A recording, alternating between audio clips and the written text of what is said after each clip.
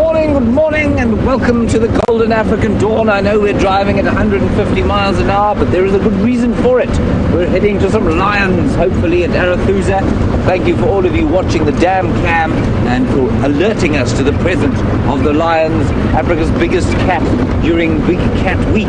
My name is James Henry. On camera we have Vian Durenbrach. Good morning, Vian. Vian has his morning coffee. Where's your coffee, Vian? Ah, there it is. Good, in a travel mug. Right. In the final control, we've got Geraldine, sorry, not Gerald at all. And I was indicating there, I'm not sure why. And Kirsty. And on the other vehicle, we've got Hayden Turner and Andrew. And on the tracking team, Scott, the two trackers, Brian, and one or two other passengers, all along for the ride. So, you're most welcome. Please remember, for those of you who perhaps join us for the first time, or if you're joining us because of the TV broadcast we've been doing over the course of the last week, we are live, completely unedited, from the African bush, and we'd like to talk to you. Hashtag Safari Live if you're on Tweet. Proud Scrub Robin, we've just been past. Or questions at WildEarthTV if you'd rather be on the email. We're heading, like I say, to the western sector of our traversing area, and we're in an area of 8 million acres, 3.5 million hectares. That's the Greater Limpopo Transfrontier Park. Part of that is the Kruger National Park. The western section of that is the Sabi Sands, where this collection of private farms that we're on now, and we traverse about 5,000 to 6,000 acres in this particular area. 1,500 hectares. Whew, it's quite difficult to understand, but here we are. Lurking around Djuma some stage during the night, and apparently there were 3 at Arathusa here last night, but there are only 2 now. If you're wondering how we know all this, we've got dam cameras stationed, one at the Djuma Dam, which is the one just outside where we operate, and then one here at the Arathusa Dam just to the west. Our ever-reliable viewers, keep an eye on them, probably in the bottom corners of their work PC computer screens, while they sit in the office and they draw a bit of inspiration from the African wilderness as they work. So that's the plan this morning. These plans normally go awry out here. It's generally what happens. It's very difficult to make any plans in the bush. Anything can happen at any stage.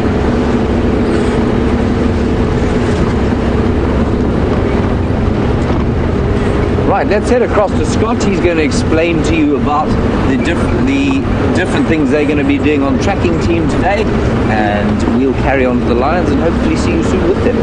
See you just now.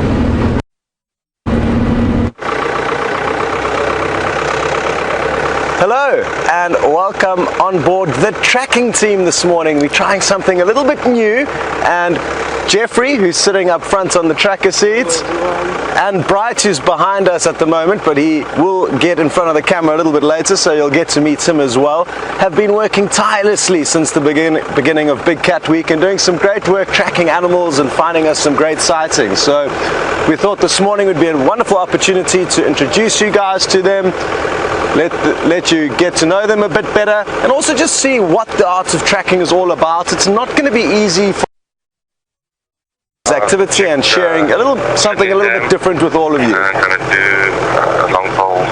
So many hooves have churned it up. An animal like a leopard or a lion doesn't leave a very big indentation in the ground, so not easy to see the tracks at the moment, but we're going to do our best. In the meantime though, we're going to send you across to one of the other vehicles for an update on what's going on with them. See you later. Well, good morning everyone from this magnificent location, and just following on from James and the bushwalk, and to say hi to you all. Welcome to Safari Live. My name's Hayden. I've got Andrew on camera here with me, and I've also got an Emmy Award-winning National Geographic photographer with us here, Philippe D'Andrati. I've got that name right, Philippe. You sure did. And Philippe's with us as well this morning, which is great to have him on board. The new blood coming up through National Geographic, so it's absolutely fantastic to have him on the back of the vehicle too. Wow, that's what it's all about. Every single day we wake up, that without fail comes up as well and just blows our mind. Being here in the African bush like we are today, magnificent as that all the time, and it just makes you know you're alive. Welcome aboard, great to have you with us. If you're a first-time Safari Live guest, welcome. You're on the biggest safari vehicle on the planet, and if you're a regular, great to have you back with us. And you know, probably James has probably told you can interact with us. That's the most important thing. You can ask us questions through hashtag Safari Live on Twitter or questions at WildEarth.tv. I'm out of the tent, which I love the tent, but I tell you what, it's great to be back in this beautiful vehicle as well, and it's great to be out in the bush. And we've got some serious action happening this morning. I think James is on his way to Arathusa. We're just going to tootle around this area. We just watched this sunrise, which is spectacular, and I'm going to have a talk to everyone today. If there's any classes watching, any school children and teachers watching, please send us an email or a tweet. We love to interact with you. I've got this unofficial little program going over the next couple of weeks called Operation Wild Child. I want to get as many of you guys out there connected with nature, and if we can do that through Safari Live, that is absolutely fantastic for us. Ask us as many questions as we can, as you can, and we'll try and answer them as well. So without further ado, I think we'll just go around quarantine and have a bit of a look around in this beautiful morning light and see what we can find. I think I saw some zebra and wildebeest over the other side, which always looks beautiful at this time of the morning. They look beautiful any time of the day, but we'll go and see what we can find. So it's been an amazing week. An amazing week.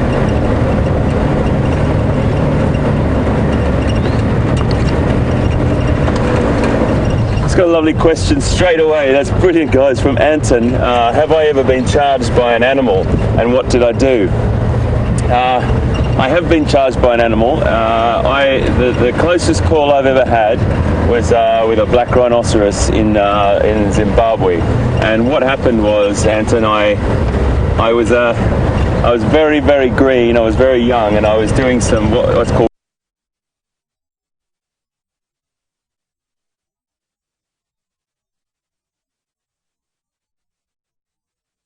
sort of stick up, the old-fashioned ones. It's on a handle, and it's connected to a piece of equipment that you have around your neck, hanging around your neck, and some earphones on. And when the animal is active, it gives out a little beep, beep, beep signal. So I was following, and when that signal starts to get stronger, you know you're getting closer to the animal. I think I was about 26 or 27 when I was doing this, and it was the middle of winter. So in the middle of winter, a lot of this vegetation has no leaves on it.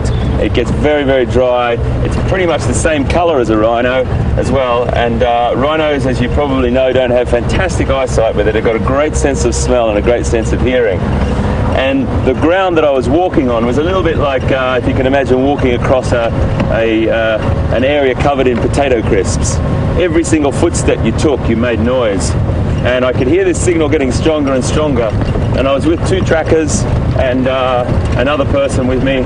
And I knew that this signal was so strong that I was in a very, very precarious situation. I couldn't get out of it, unfortunately. And I took one step forward and this rhino charged. And I just saw these two ears come round, and all I heard was coming through the bush at me. And I crouched down behind a small tree. And everyone else had these fantastic trees that they could climb. My tree was about that round, and I just spoke in front of the vehicle away from me and turned away. See the color of my hair? I used to have black hair before that. So that was the only time that I've ever really come close.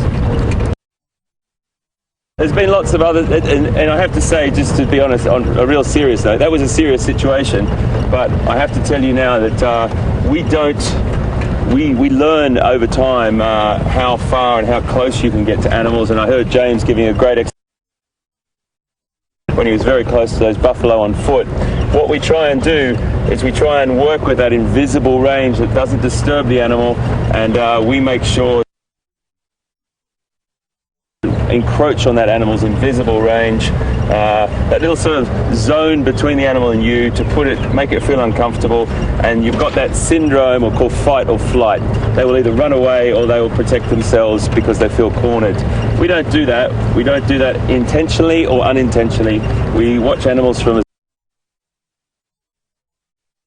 carry on along here and see if we can pick up some tracks. There was leopard in this area yesterday. See what we come along. I've got my my lucky porcupine quill here somewhere.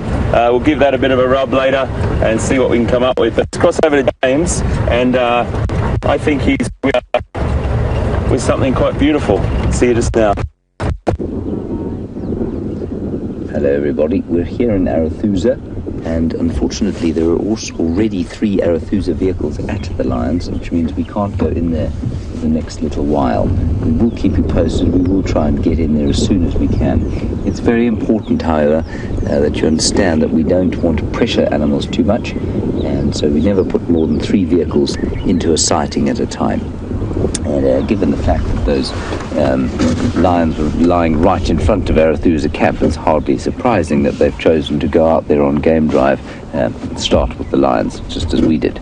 Anyway, we'll hang around the general vicinity. We're here on the airstrip. Lovely breeze coming in from where the sun is rising. Some zebra, a wildebeest, and some impala, all enjoying the openness provided by this airstrip. The grazing is probably not the best, but it does provide them with an ability to see anything like those lions which might be wanting to come and eat them. You can see there is the wildebeest. He's on his own. Because he's on his own, he's hanging around with possibly some company he wouldn't necessarily keep if he had some more wildebeest around him, but he'll stick with the zebra and the impala because of the extra ears and eyes that they provide. Go. Very peaceful morning, not a tremendously loud dawn chorus. I suspect everything is extremely hot from yesterday still. Hello, Derek Johnson. Please remember, when you do ask us a question, everybody, tell us where you're from. It really is lovely to hear exactly where in the world you happen to be calling us from. Nat.Geo Wild Big Cat Week ends on Friday, Derek. Derek wanted to know when it was or how long Big Cat Week lasts. So we've got Wednesday, Thursday and Friday left, and we'll finish it off with a fireside chat at 6:30 on Friday evening. So that's when Big Cat Week ends. It's been such an excitement, I must say, to be involved in something like this, and I hope we are able to do it again. Let's just have a little look there. You can see this is a particularly good time, of course, for young animals. We've had a little bit of rain. Some of the grass is starting to sprout. We haven't had a lot of rain, mind. And you can see some junior zebras that have just been born. Well, perhaps not just been born, but certainly still suckling. And also, of course, all the impala are starting to drop their lambs more and more every day. Little impala lambs all over the place. Just going to get hold of Cedric quickly and see if we can't get an idea of when we can get into the lions. Cedric, do you copy?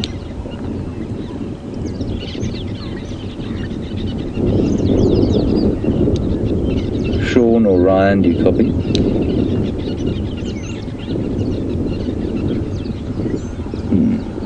It's interesting. Anyway, we'll keep you posted on those lions.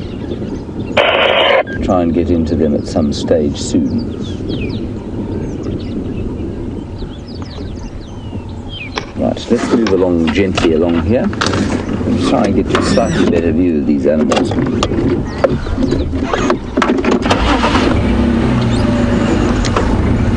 Hello, Rich King. Rich King, I'm assuming your name is Richard and you're not in fact some form of a well-endowed, that's really the wrong word, well-moneyed royalty.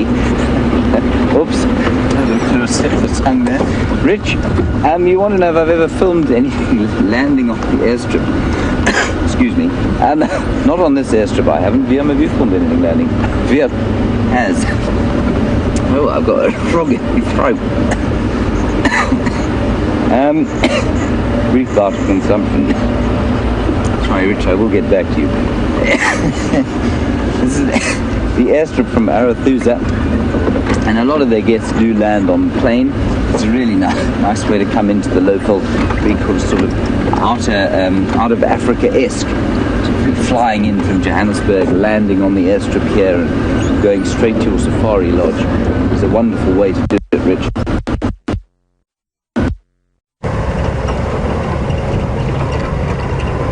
I'm just quickly talking on the radio here.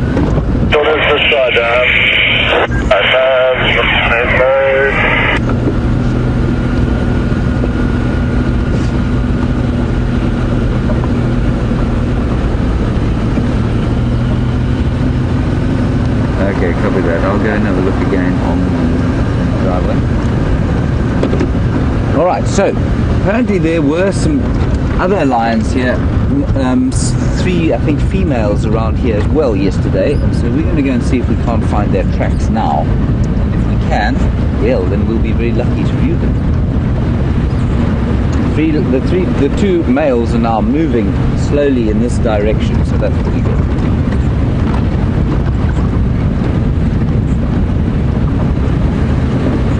Then while we're driving along looking for the lion tracks, Sleepy One, you'd like to know how long zebras live. Zebras live probably, like many of their similar sized antelope, or not antelope, herbivores, they probably live for about 15 years if they're lucky. Otherwise, I suspect the average is probably around 12 to 13 years. I suspect in captivity they could probably live up to 20, a bit like a wild horse. But out here, you know, as soon as you start to lose condition, as soon as muscle mass starts to reduce, you're going to find that, you know, you get picked off pretty quickly by some of the predators.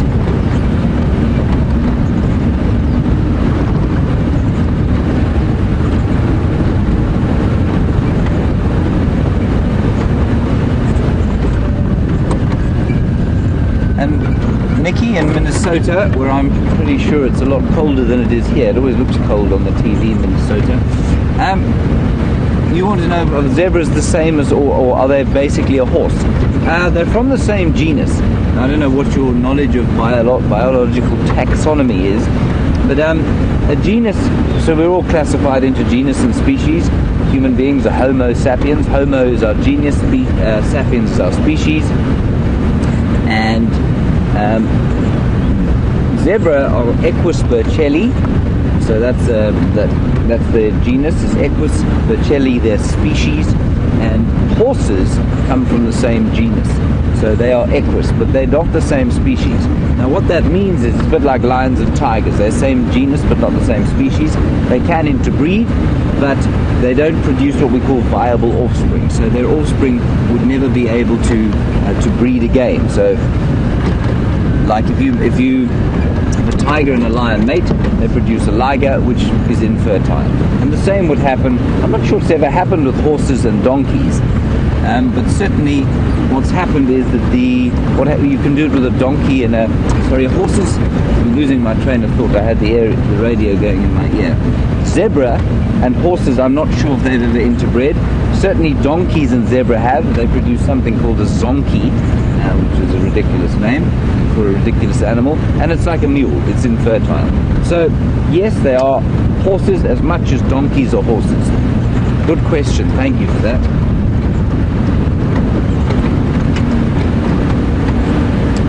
So we're just going to get to the other side of the airstrip and in towards the east.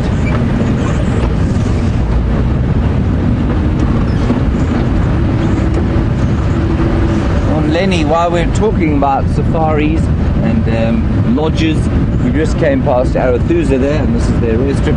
You want to know what they do between safari drives? Just one second, Lenny, I will get back to you. Go ahead. Yeah, I filmed it. I'm heading towards the driveway. Are you sure I'm not going to disturb the sighting?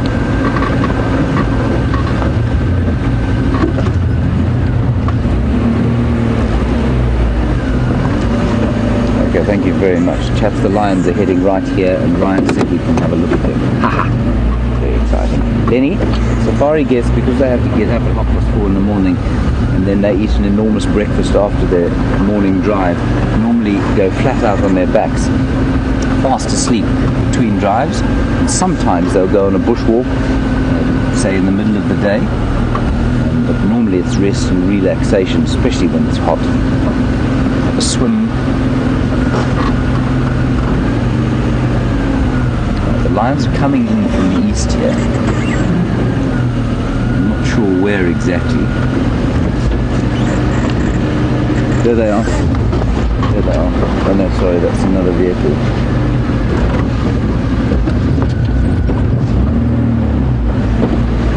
Matthew, you want to know how far the Birmingham boys travelled between here and we're just going to stand by here. There are 3 vehicles around the place. How are you going? Okay, we'll wait here. So, Matthew, they haven't travelled very far at all. Less than a mile actually. And I'm just going to get out of this area. We'll have a look down, and I just don't want to. We only have 3 vehicles in the sighting, like I say.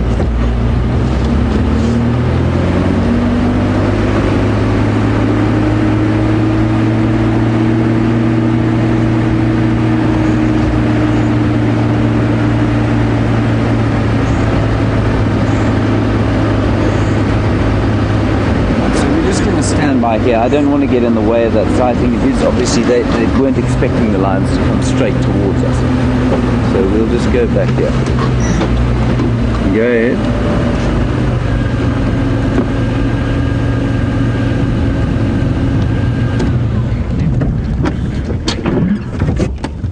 Okay, copy that. Thank you. We'll wait here.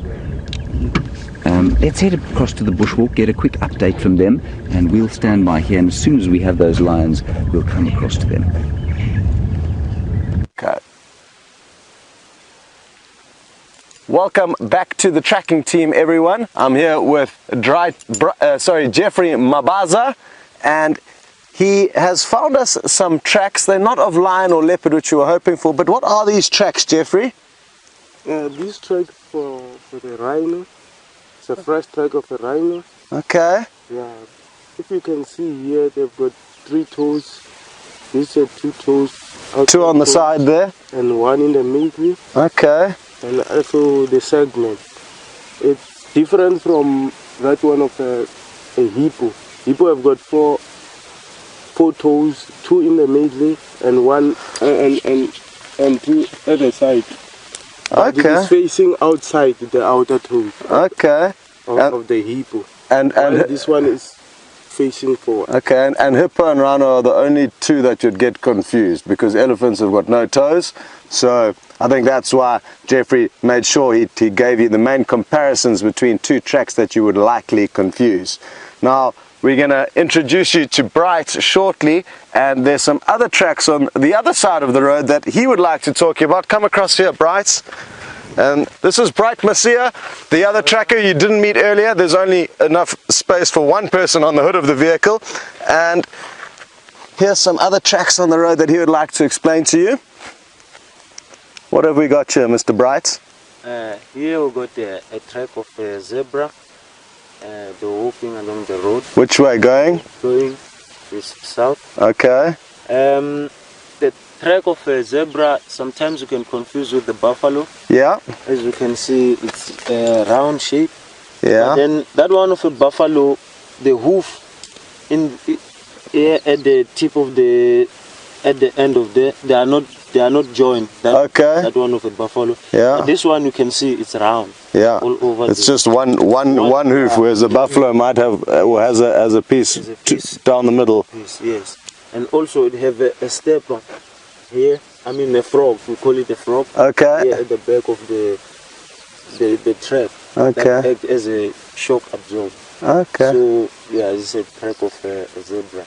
Okay, so I guess a lot of you will be realizing that Bright and Jeffrey's eyes are a little bit better than ours when it comes to seeing tracks on the ground, but we're going to rush you back to the lions and keep looking for some lion and leopard tracks. There they are, everybody. We're just having a quick glimpse. The guys have very kindly made a space for us to have a quick look at them. Look at that, 2 Birmingham boys walking down south in the golden light. Just a wonderful sight here. They're on the patrol. I think it's going to get very hot today. I think they'll go to sleep fairly soon. Isn't that a wonderful picture? We're just going to stay here. We're not going to move at the moment. Like I say, they've very kindly made a space for us, and their guests from Arathusa Safari Lodge are really enjoying the sighting, and thankfully we're able to enjoy it too. Isn't he lovely there? The other one is just behind him. There he comes.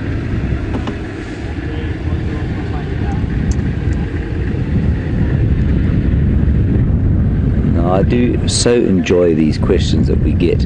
Zephyr Bro, you want to know if male lions stay with the pride and help raise the cubs. Remember, the lion social structure, Zephyr Bro, is such that we will go and have another look, I promise. Is such that the males are not actually part of the pride. The pride is the females and their related offspring, and the males kind of, so a big coalition like this of 5 will dominate 3 or 4 prides in their territory, and so they're not part of the pride. They play the only role they play in kind of raising the cubs is to try and protect them from other males. They do that more by default than they do through any kind of conscious effort. So the males will look after an area and make sure other males don't come into it, and that ensures the safety of the young cubs, and that's basically how it works.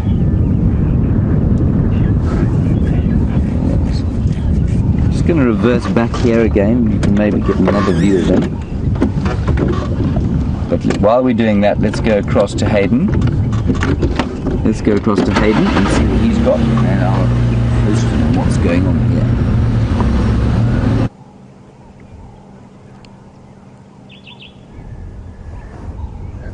Folks, this is one of the most beautiful things about this time of the year, is impala and wildebeest and zebra giving birth to their offspring, and we've come across this beautiful little herd of impala and a creche of impala fawns or lambs, and they're a little bit sort of out of shot at the moment because it's probably the first sort of 2 or 3 days that they're bringing their fawns out of cover, or their lambs. So what they do is they'll give birth in the enclosed sort of vegetation, and then they'll start to bring their lambs out after they're about 2 or 3 days old and they've got some strength, and they form these beautiful little creches. Now I'm going to try and get up a little bit closer, just so I can get Andrew a better shot, and I want you to see these babies because they are so beautiful. Let's see how we go here without disturbing them. They've moved into some sort of vegetation here, so I'm not going to pursue them too much, but I just want to get you one shot of these little youngsters, 2, 3 days old, 4 days old, beautiful. They're all in a little creche, and the only real time they go to their mums, they normally stay in this little creche. This will be a nice shot just here, Andrew. Can you get through there, mate, or not? Is that all right for you? Perfect. Just see those little guys.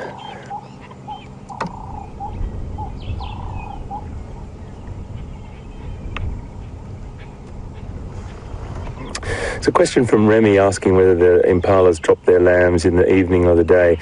Majority of the time I think it'd be the day, Remy, and they go off into the vegetation and find a quiet spot, and they give birth, and then they would tend to their lamb and nurse it for a short time, and then the lamb has that instinctual behaviour where it'll hide, and the mother will either come back out and graze and then come back and tend to it again for the next few days, and that's why they're in this vegetation now. So not all of the lambs are actually have dropped. There's a few females in there that are still pregnant, but mainly during the day, Remy, and that's because that would be an adaptation. Majority of the predators are more active at night and in the sort of afternoon hours or the cooler hours of the day, so that would probably be an adaptation for them. We've got a few walking down across in front of us now, so we might see them a little bit closer. They're quite used to us. There's a couple of females being quite attentive at the moment to something. I'm not really sure what, but they're all looking around. As soon as they go into that thicker vegetation, they're risking potential. Okay, so I'm just going to cross over to James. I think he's got some really, really beautiful creatures for you to see. I'll be back with you just now. So they've just come across the airstrip here, and I knew this would happen as the heat started to build. They're getting very tired. The other one is still moving a little bit. I suspect this chap will have to get up and move again too, but at the moment he's just far too exhausted by the exertions of his evening. I don't think he did a huge amount yesterday evening. They haven't, like I say, I don't think they've moved more than a mile from where they were before. And they'll go and find some shade. I mean, it's probably now only about maybe 5:45 if we're lucky, and it's already starting to get hot. We're staring down the barrel of a day that's going to reach probably 105 degrees Fahrenheit, 40 degrees Celsius, which is quite something.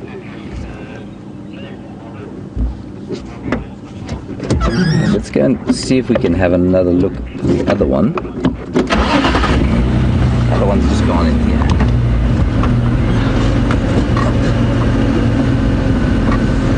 He's lifted his head. Let's just wait here and see what he does.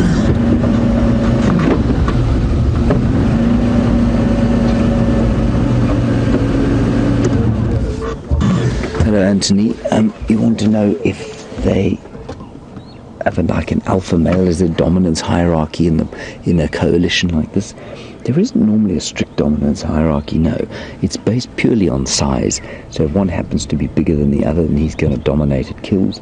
He'll probably also monopolize a few of the mating opportunities, but you'll find that they will absolutely share mating opportunities, and it's not a hugely kind of hierarchical society. Now, there's some impala you might be able to hear, or some other animals alarm calling.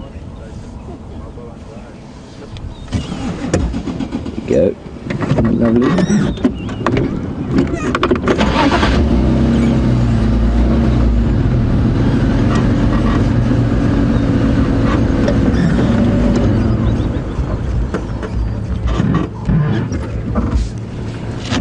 There was a female around, and apparently they were mating, and that update comes from Mary. Thank you, Mary. You've obviously been watching the damn cam. Wonderful stuff. Thank you very much for your update. He's got a bit of a limp on him. His front right foot is definitely bugging him. Maybe not his foot, it might be the leg, it might be the shoulder. Remember that the shoulder is tremendously important to them, these lions. They use them for fighting, for catching things. There he is, he's coming out now. Getting into the thick shade. And we'll try and follow them in there. Marvelous stuff. I haven't seen these lions for some time.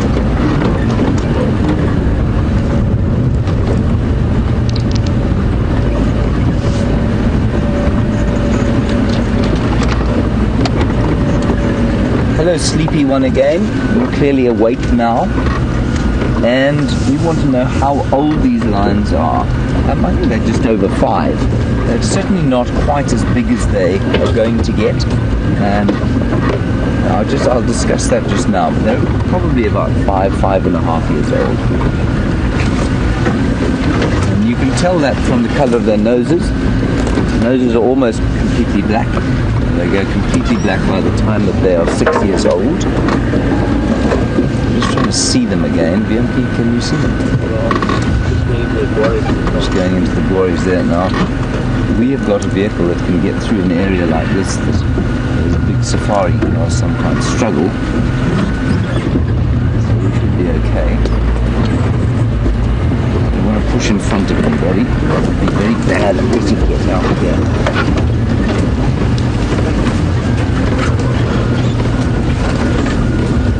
Just to ease our way through here, and I'm sure for our new viewers, there they go.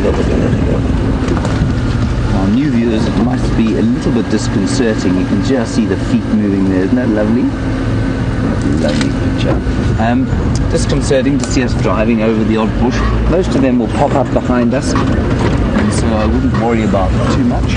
We do try and be as careful as possible, and we don't run over any of the sort of rarer species like jackalberries or rhubarb trees. Many of the bush willows and acacias will just pop firefight behind us. So it does sound a lot worse than it looks.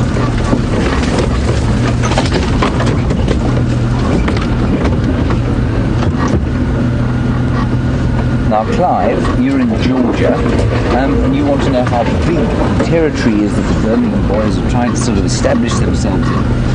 Clive, it's probably about, I'd say about 15,000 hectares. So you multiply that by 2.5, about 40,000 acres. 40 to 50,000 acres, maybe even up to 60,000 acres. They're still establishing themselves in the area, so that's eventually what it will probably be if they manage to maintain themselves here. Let's head across the bushwalk and stop and see what they're getting up to. I'll try and get into a decent position to look at these lions. We'll see you in a little while.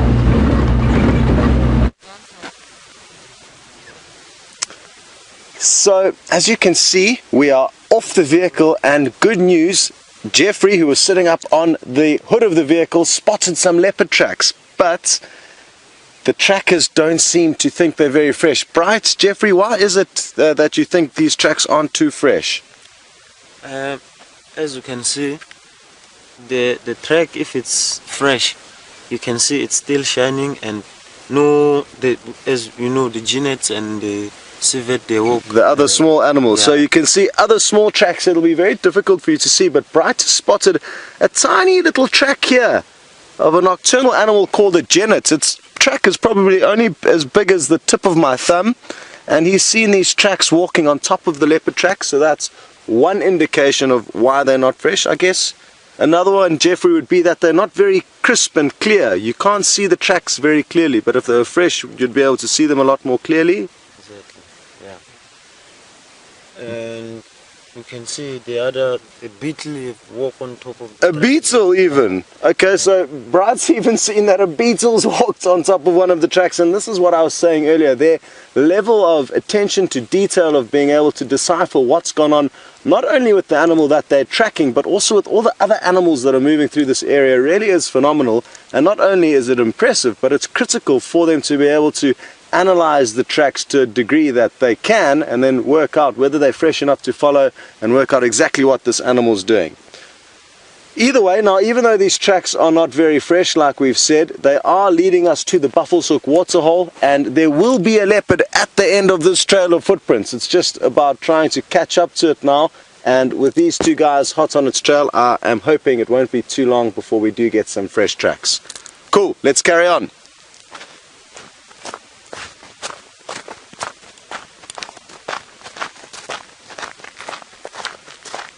Now, as we head down towards the Buffelshoek waterhole, we're going to send you back to James, and you're going to get one more view of those lions.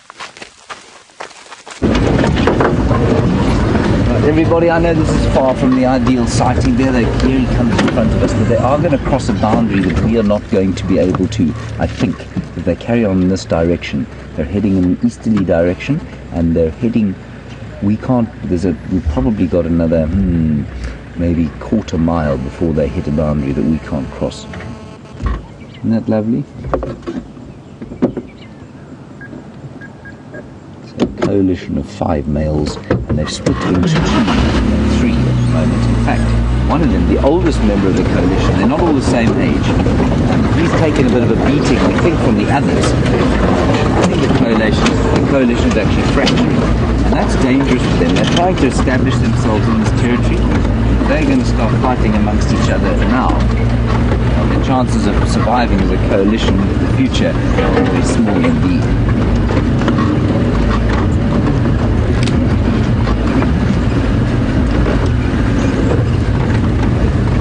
Ooh, there they go. And Janet, we were just chatting about the injured one, where he might be. I don't know where he is, Janet.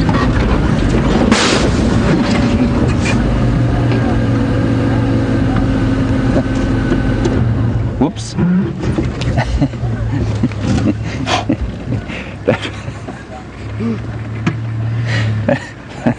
That was a tire.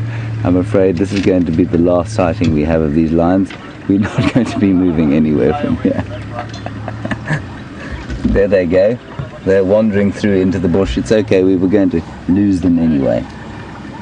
Okay, let's head across to Hayden, and we're going to sit here, wait for the lions to disappear, and we'll change our tyre. See you just now. Bye-bye.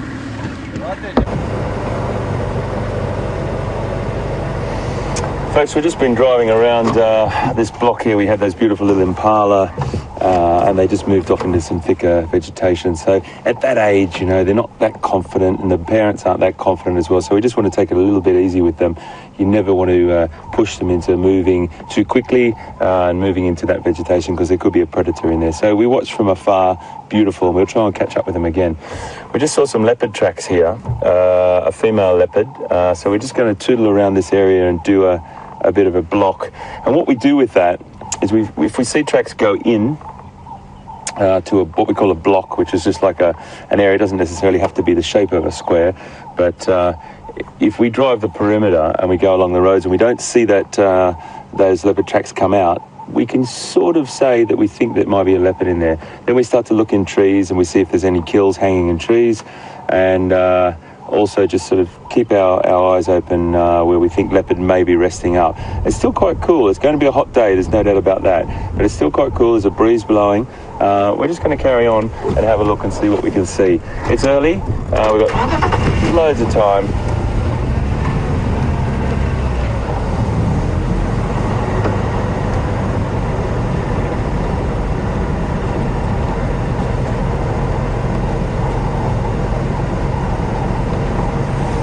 We've got a question from Mandy, whose 6-year-old is watching. Hello, whatever your name is. Great to have you aboard. This is brilliant. Operation Wildchild, Lieutenant Operation Wildchild reporting for duty, sir, ma'am, whoever it is. Fantastic to have you on board. How powerful is a leopard's bite? Well, it's not as powerful or as strong as a hyena, that's for sure, but it's still really powerful. I couldn't tell you the exact what we call pounds per square inch, and the way they measure that is with a special machine, and the animal would bite onto it. Now I can look that up for you, or maybe I could get someone in our final control to look that up for you and maybe give you that information. But very powerful. It has really big muscles on their head, so on the sides of their head, just like we have muscles in our arms for lifting things up, they've got fantastic muscles in their head that go up onto this special area on the back of their skull. And it's a big word, and you probably don't have to remember this ever until later on when you do biology at a higher level at school. It's called a sagittal crest. And it's a pretty cool thing because you see it on their skulls, and I love my skulls, as you've probably seen in the tent when I'm there.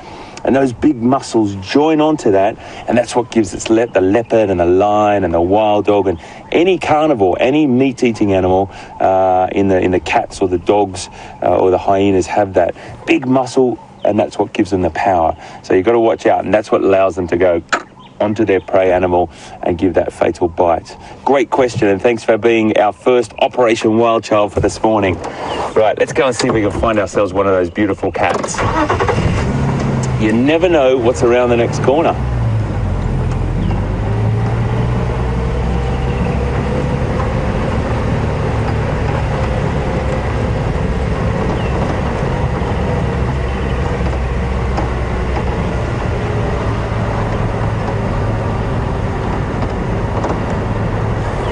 Oh, this is the best.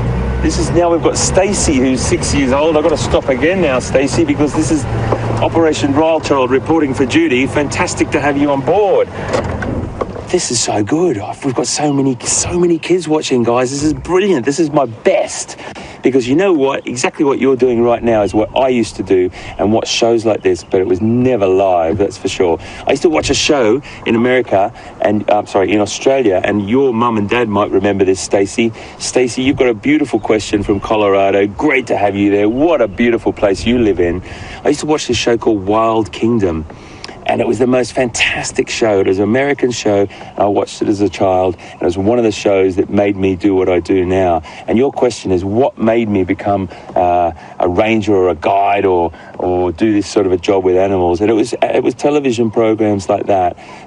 Exactly what you're doing right now is what spurred me on to do what I'm doing today. So if you've got it in you, and this is a job that you love to do, all you've got to do is follow it and try and do your best and talk to as many people as you can about it. Philippe sitting on the back here is probably exactly the same.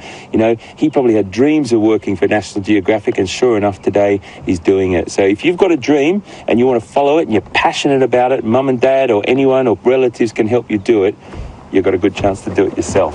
Great to have you on board, Stacey. Right, let's go and find you a cat,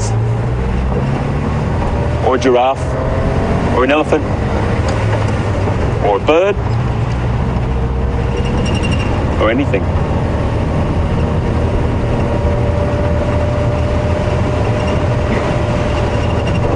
The great thing too, guys, is you know, having Andrew and the cameramen and the camera people on the back is great, because they're a little bit more elevated than I am, and they can see.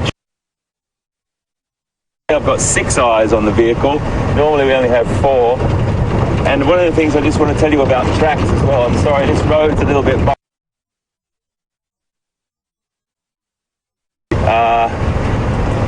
This light that we've got at the moment, the angle of the sun, makes the track stand out a lot better than if the sun's directly above our head. So it's a good time to look for tracks.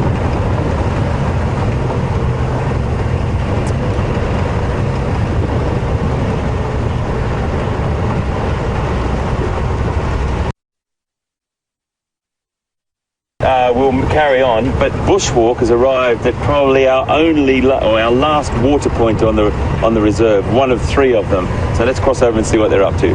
I'll see you just now.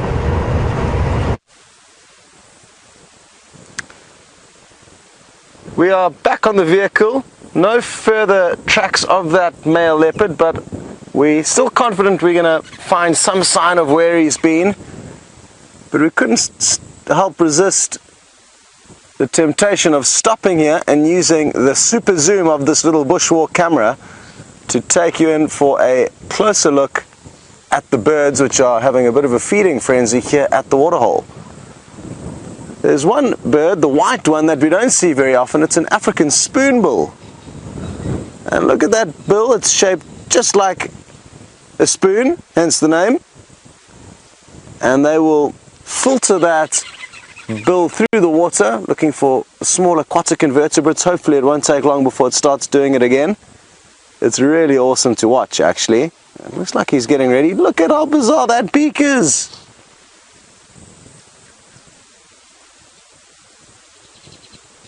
There we go. Kind of shovels it from side to side at high speed. Look at that. It's remarkable how quickly it moves. There we go, already found a little morsel to gobble up. And another one.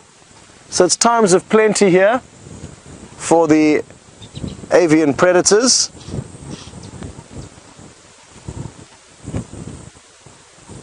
Now let's take you on a little bit of a tour around. There's also some less glamorous looking birds, the marabou storks, who are one of the less fortunate looking birds out here in the African wilderness. Look at that funny bald head of theirs, massive beak.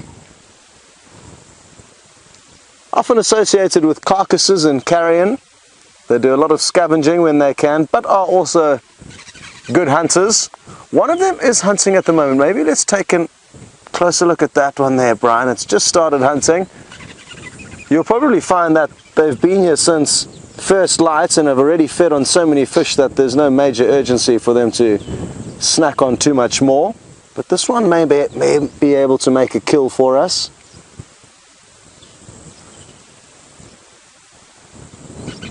Brian's doing a great job on camera. He is free-handing this shot. No tripod on the vehicle. And important that... Oh, did he get a fish there? I'm not sure. It looked like he swallowed something.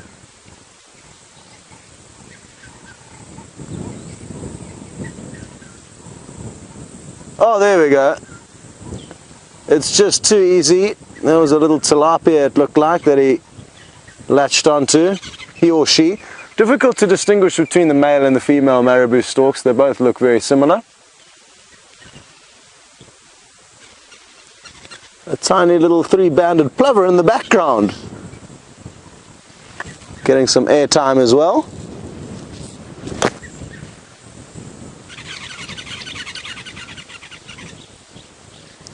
There's another fish. I think these fish are either dying or dead. There's a kind of rotting smell coming from the water's edge, and you'll probably find that there's so little oxygen left in this water that that's what's causing the fish to be very lethargic or unable to escape the marabou storks. What is going on there? The fish have just got nowhere to go. And now he's catching quite a few fish and just kind of playing with them almost, and that's probably a result of having a full belly.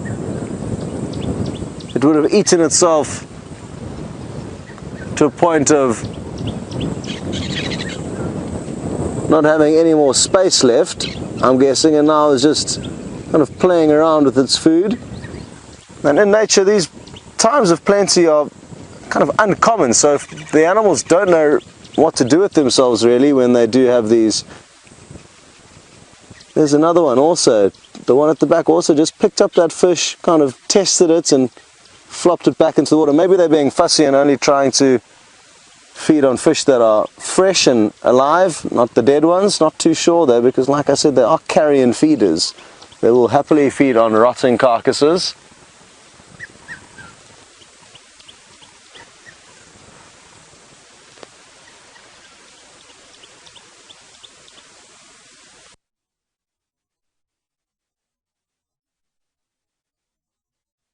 Twitter, and you've brought up a good question. You'd like to know if we've got any idea of how many goslings are still moving around the Buffelshoek waterhole. And I saw them when we arrived temporarily. Oh, that marabou just swallowed a fish. But I don't know where they've gone. And I've just looked back. Bright mentioned to me that it looks they may have moved over the dam wall, so they are no longer in a spot where we can view them. But there were a few goslings, I think 3 or 4 that I saw. There used to be 7 initially. So Barbara, I can't. And are getting quite big. All seems peaceful and quiet here at the waterhole. No sign of any predators at first glance. Now there's a pair of malachite kingfishers. I'm not sure where they are. It would be wonderful to see them again. They're incredibly beautiful, bright colors. And I think they're going to be nesting somewhere here at the waterhole, but they are so small that it's hard to keep track of them. So those are some other birds that'll be good to keep an eye out for, along with the goslings.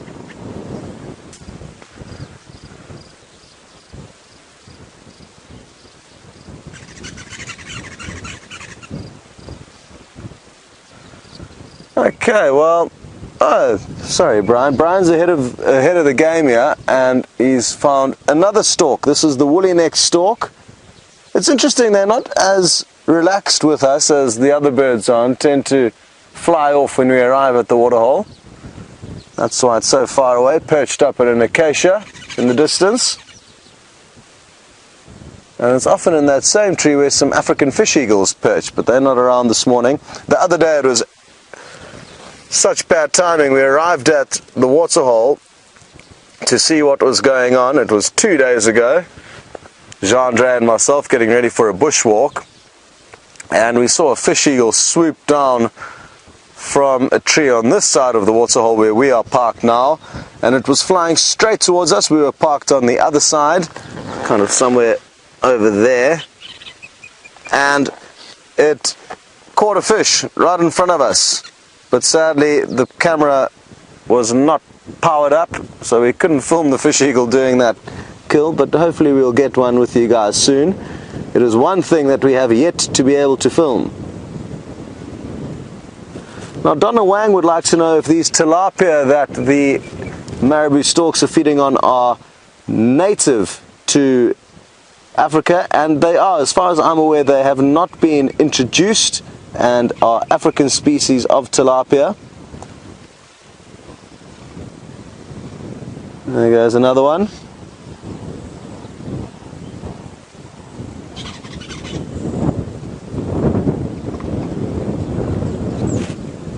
Great stuff. Well, we're going to be sending you over to Hayden for an update on how his morning's coming along, and we're going to keep on searching for any further signs of this male leopard.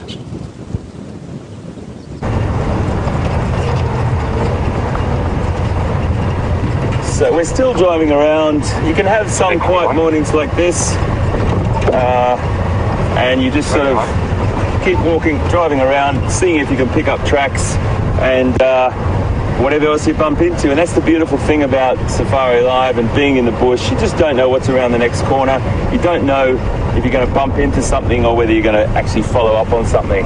What I'm doing now is I'm just going to head down to Treehouse Dam. Now, Treehouse Dam doesn't have any water in it, but there's still a bit of mud there, and sometimes we do find animals like to get down there and just have a bit of a mud bath, bit of a mud wallow. We might find buffalo, we might find elephant down there, and we'll just take a little right-hander just now. It's beautiful light at the moment. We see tracks of like impala and zebra, a few other different species along the road here. Gorgeous morning here. I'm not sure of the temperature, but I'll get it for you.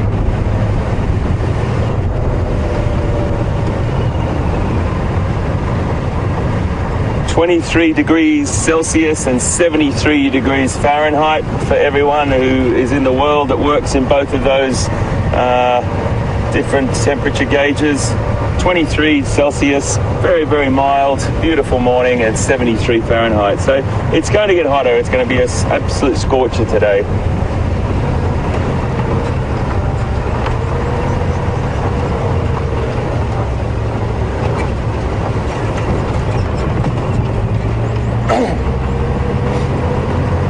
Goodness me, this is a good question, guys. Wow. I'm going to have to stop for this one.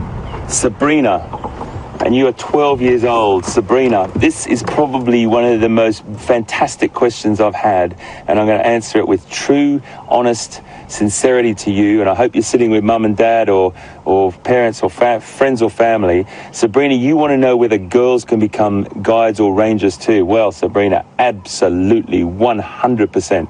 You've got to follow that up. You know, we have Jamie here. She works with us. She's absolutely incredible. And you know what? I can sit and listen to Jamie for hours and hours and hours. I learned so much from her. Absolutely, you've got to follow that up. This is as much a girl's business as a life path as it is men.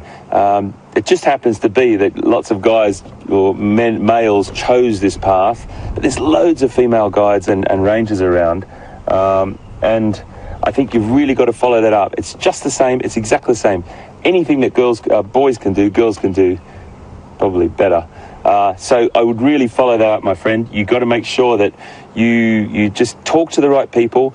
You can go onto the websites and find loads of stuff about it, but make sure you do it, matey, because I tell you what, girls can do anything like this, and you really have to follow that up. 100%, mate. I'd love to know what your future holds for you. If you want to do it, you just do it, mate. Top question, Sabrina. Really great stuff, matey.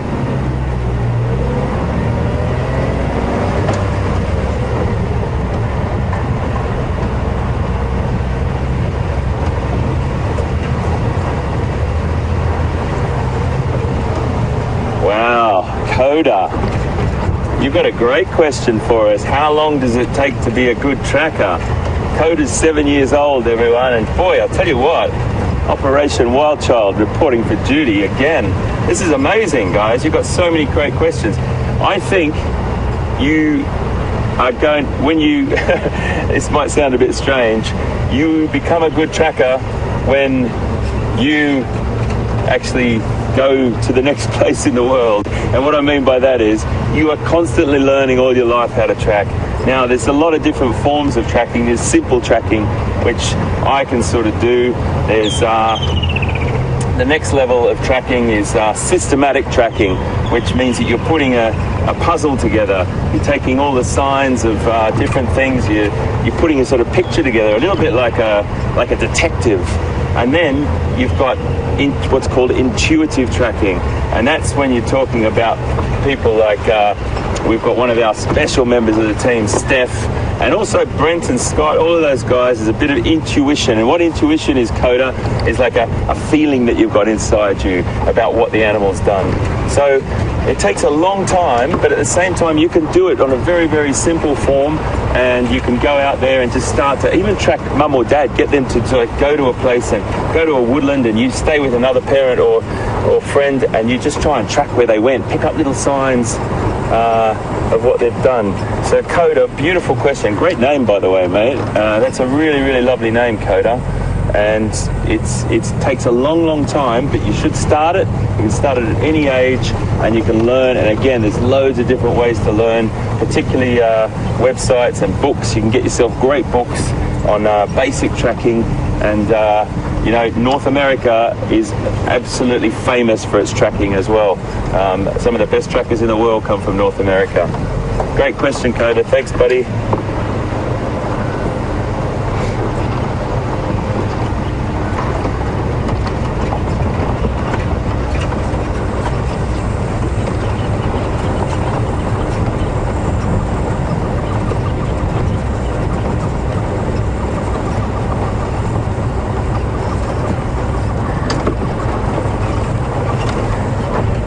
Okay, we've got one more question before I'm going to cross to James to see what he's up to, and I'll just stop here. We've had some great questions this morning, and I think this is a very, very important one because this links to so many different things. Alyssa, you're asking how do you get to work with people like me? Well, sometimes if you're unlucky, you can do that, like Philippe and Andrew this morning. I'm only joking. You know what? You have to have a dream, Alyssa. You have to have a dream you have to have the passion to do this. You have to follow your dream. And it might sound a little bit cheesy, like a little bit like, yeah, everyone says that. Follow your dream, follow your passion. And you feel like you come up against sort of blocks all the time.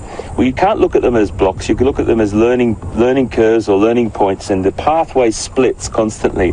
One of the things I will say to you, my friend, is that if you are nice and you are genuine and you are positive all your life, you'll start to attract those sort of people around you as well. And if they hear your story that you want to do this, they will start to eventually you'll start to bump into people that want to think, oh goodness me, that guy, that girl, or that guy is just passionate. They really are. I'm going to give them a little helping hand. And people start to help you along the way. And as that starts to build, you start to create this pathway for yourself. Now, I've got a young man on the back here, Philippe, and he has done exactly that.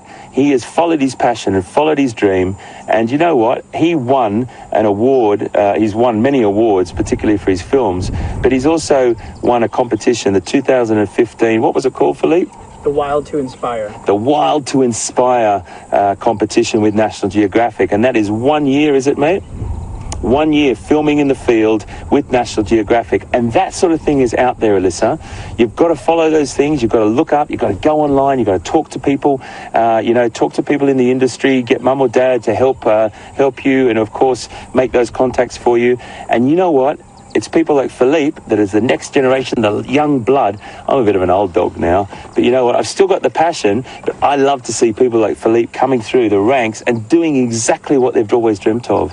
So Alyssa, you can do it. I did it. Philippe's done it. Andrew's done it. All of our team's done it. Anyone can do it. I'm nothing special. I'm a normal person, and just like you, but you can follow your dream if you've got the passion, and just make sure you look forward as long as you can, and always follow it up, matey. Great question, matey. We're going to pass over to James now, cross to James. I'll see you just now. We're going to tootle down here and see what else we can find. But beautiful questions, guys. Thank you so much. Right, I'm sorry everybody, the lions have crossed to the eastern side of the reserve. They've joined up with their mates in Jeffrey in Texas. You're asking, have they split permanently? It would appear not. Jeffrey, they've headed across to the eastern side of this sort of section that we're not allowed to go into. And apparently all 5 of them are there. How happy they are with each other, only time will tell. But for the moment the coalition appears to be fairly strong. Now remember, when the Matimba boys came in here, they were the sort of last dominant coalition. They started off as 5 and they split permanently into 2 and 3. 3 of them were dominating way up north in the Manyeleti, and the 2 that we had were down here, dominating over Arathusa and a little bit south of us, and of course over Djuma. And they've been chased out and left their territory vacant. I'm just looking at the ground here for tracks. This is a favourite haunt of Shadow, the leopard. With any luck we'll find her tracks. But so that's quite common for coalitions to split up like that. 5 males. The Majingalan coalition of 5 also dominate the western side of the Sabi Sands. They have actually, well, they'd also split into 3 and 2, but they are much more often seen together than many of the other coalitions. And I think that's why they've had such a successful run in the area for so long. So if there's any trouble, they'll basically call each other together and deal with any marauding interlopers that might come through the area. 2 dikers speeding through the bush. We won't try and get VM to film them. They're making noises.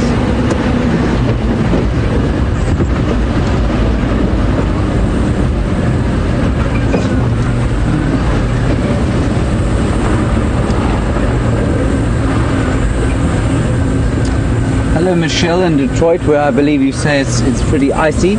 It sure ain't icy here. It's just after 6 in the morning. The cicadas are already calling, and it feels a little bit like we're swimming in a volcano. Michelle, you say, is there any rhyme or reason for when and why lions call? Definitely there is, Michelle. Lions call when they are marking their territories, and that's the best way for them to mark territory. They roar, and their sound can travel for miles and miles around the place, and just lets all the others know who's in charge. And then secondly, they'll roar to call each other.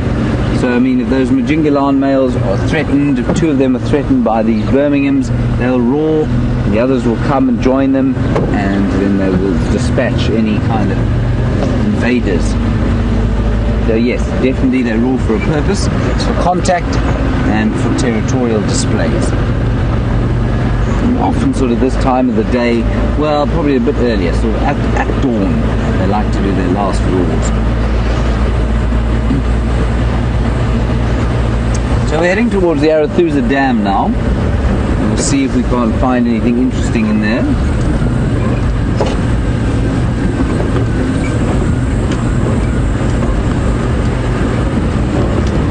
Brenda, you reckon those lions looked a little bit thin, and you live in Louisiana, and you think those lions, or want to know when they last ate. I'm not sure when they last ate, Brenda.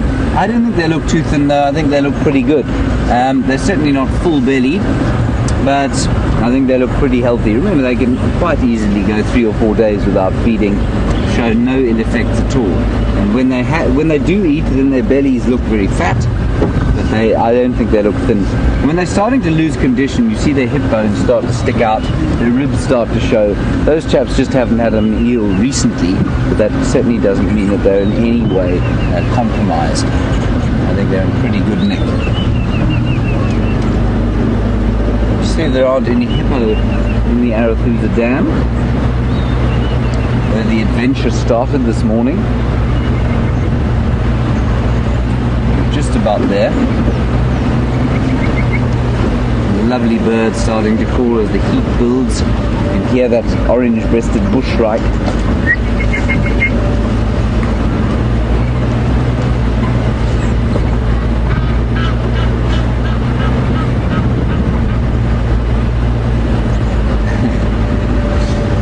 Bill, you're in New York. You say, are the flat cats more active during the cool of the winter days than they would be in the summer? Yes, they are, Bill. They're pretty lazy in winter too, but yes, they're definitely more active in the mornings when it's a bit cooler in winter time.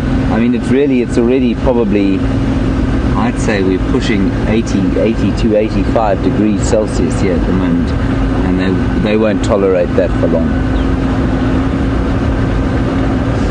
So we've popped down to the Arathusa Dam, and we'll just have a look. There's some impala, there are a couple of hippo, that look like swamp things because they're hidden by the water hyacinth. You can see the impala. Any babies? There are no babies in this herd at all. It's quite interesting.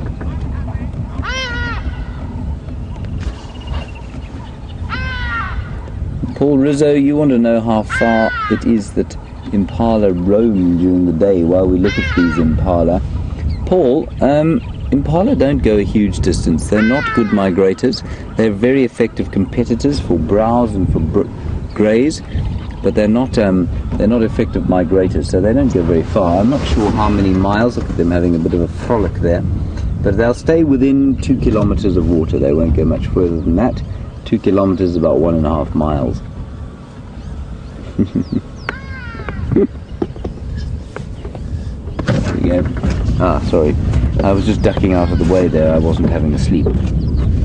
There you can see the hippo. I haven't worked with VM for a while. Normally I get slapped on the head. Okay, let's quickly head across the bushwalk. They've got monkeys alarm calling apparently. Let's go across there.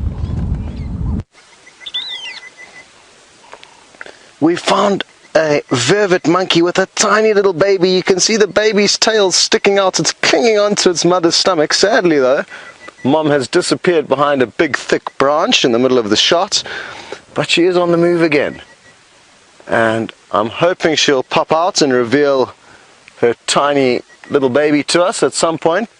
But there is another one I've seen, another youngster that's running around here somewhere. You can see the antenna on the left hand side of your screen for the bushwalk backpack. Where's Mom gone? Let me see if I can't reposition the vehicle ever so slightly, because it'll be great to get some views of her. Oh no, Brian's found another youngster.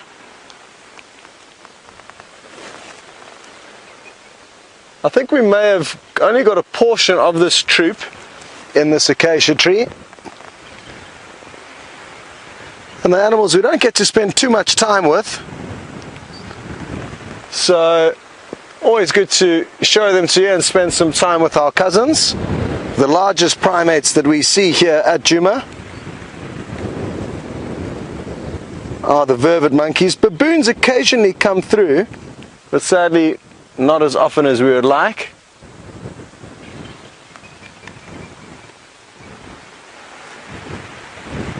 Okay, I can't resist trying to move the vehicle because we do need to try and get you a shot of this tiny little baby. So I'm just going to move forward ever so slightly, and that should hopefully give Brian a better angle.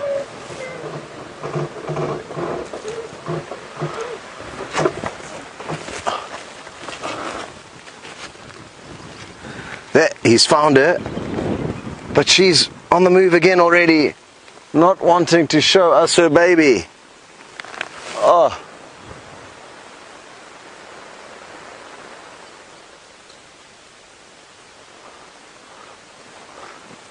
Well, no luck, sadly, but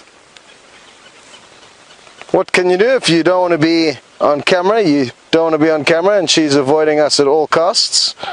But the youngsters seem to be a little bit more willing to perform. Ryan's just found another one for you now. And I guess, like most things in life, often youngsters may not be as aware of the relationship between humans and animals as the adults are. And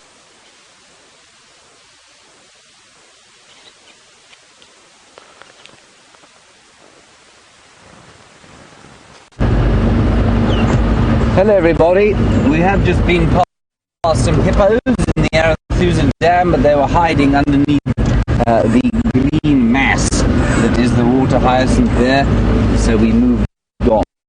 We're now heading to the south of Arathusa, and I just want to do a little boundary patrol here and see if we can't find some evidence, perhaps of shadow, something else like that.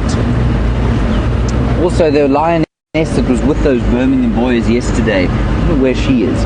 I don't think she has passed on to the east as well, so maybe we'll come across her, and that's our general plan at the moment. The first plan is going to be to get away from these power lines, which are unsightly at best.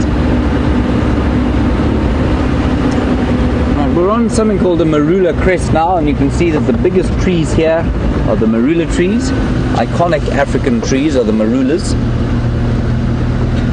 Here's a very good example here. Favorite amongst the leopards. They like to hang their kills in them because they're quite comfortable. They have smooth bark. And on the ridge crest areas, they are the trees that dominate. They love deep sandy soils, and they have to have full sun. Otherwise they don't survive very well. They'll fruit around January and February in this area. Up north around Palabora and north of that, they're actually fruiting already, and they're quite a treat for people at Christmas time. They make marula beer and all sorts of delicious things out of it. Jams, various distilled kind of moonshine.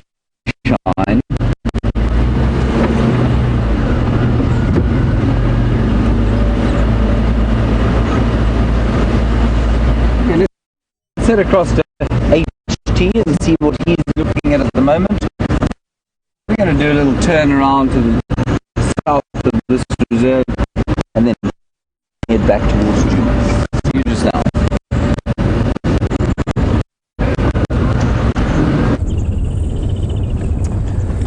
Well, folks, we just pulled up to this one of the last remaining sort of water points, this little water point that we do pump water into, but it's quite, it's not, some animals do come down here for a drink, but this hippo that's in here, he, being in this location for so long, can start to make the water quite foul, and it can be a little bit tricky.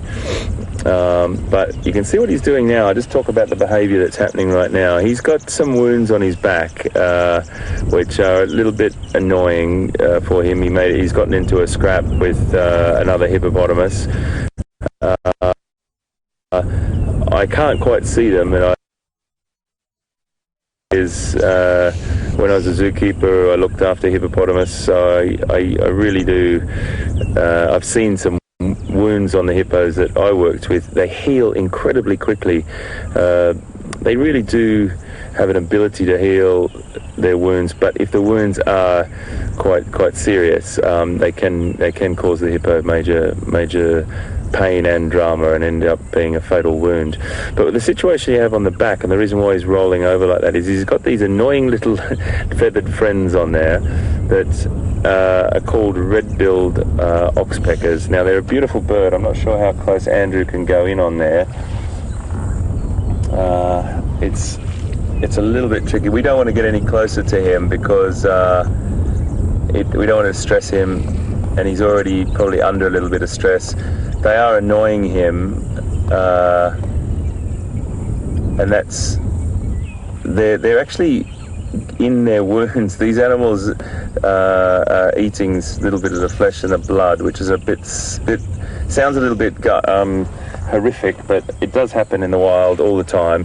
Oxpeckers can annoy a wound, and they normally are picking parasites off animals, and there's a sort of relationship that many animals have, but at the moment these guys are being rather annoying to him, and he can't get underwater anymore because of the level of the water, so he's rolling over on his side to get them off the back. You can see just on the spine, the base of his spine there towards his rump or his hindquarters there, you see some open wounds, and they sadly will be just annoying, just really annoying. So he rolls over and tries to get them off. I'll try and get a picture up of these birds just for you. I'll just keep the pictures on the hippo, but Andrew, but I've got a little app here that I'll show everyone in a second with the oxpecker. So just stand by for me. Yeah, but he's a lone bull in this area, and he will be just in here during the day looking after the skin of hippopotamus are quite delicate, and they do suffer sunburn if they're exposed to the sun. He will be coating himself with mud and rolling around, so he'll be looking after himself, but hopefully those wounds will heal.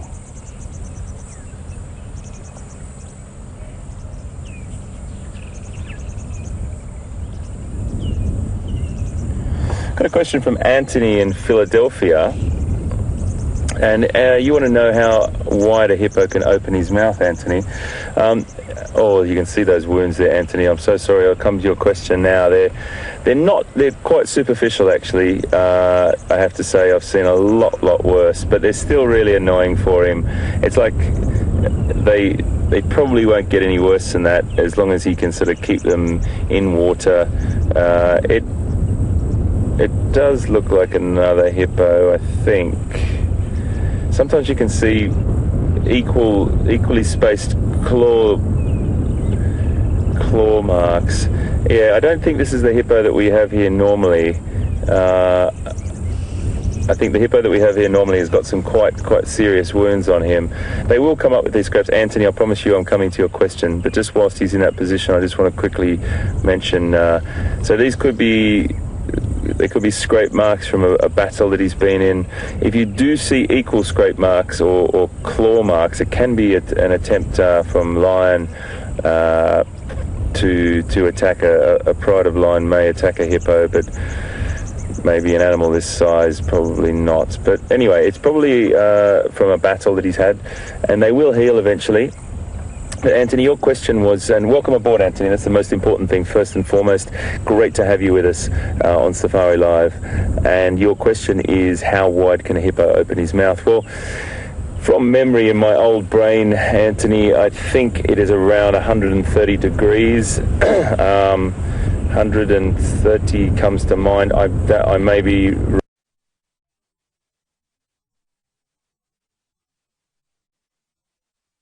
wrong on that. I might have to get final control to double check on that for me. It's definitely past 90 degrees, so it's around 100 degrees, I think, Anthony, but I'll double check that for you, matey. One of those numbers that I've just, in the misspent childhood that I've had, I've forgotten it, and it's slipped through the net, but it's around 100 degrees, I think, and I will double check on.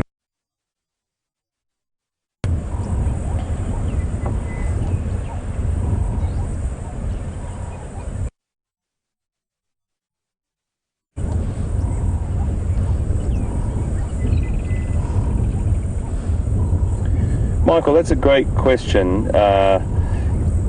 You've heard that hippos can't actually swim. Well, that's true. They can't swim. They're actually running along the bottom. And then your second half of your question is, why do they spend so much time in the water? Well, hippos have found this little niche, and the niche is that they are an amphibious or semi-amphibious hoofed animal. There's no other animal that does it.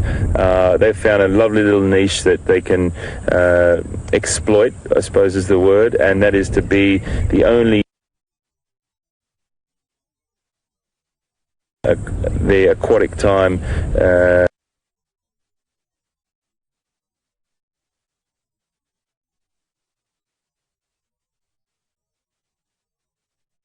and it's a safety area that no other animals in there.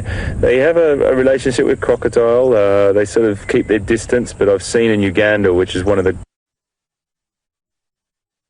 absolutely staggering, and they will lie side by side with crocodile. Crocodile will always take an opportunity if there is a youngster, but I tell you what, they would have to be a pretty seriously courageous crocodile, because these animals will protect their young fiercely. But they just carved out this little niche that they're an aquatic ungulate, which is a hoofed animal, as I said before. Water is their safety zone. They've adapted to that aquatic life. They don't eat in the water. They come out at night to graze well there by eating in the cooler hours of the day, so from dusk till dawn, and then they come back to the safety of the water to protect their skin. Sometimes, you'll see on a very, very cool or overcast day when the temperature's down and the sun's not too intense, they'll come out of the water and haul out onto the edge, and sometimes have a little bit of a lay in the cooler parts of the day, or they might even go out and walk around during the day. I've seen that before as well. The majority of the time is spent in the water, and they will use that water as their safe haven with the rest of the herd. Thanks for being on board, Michael.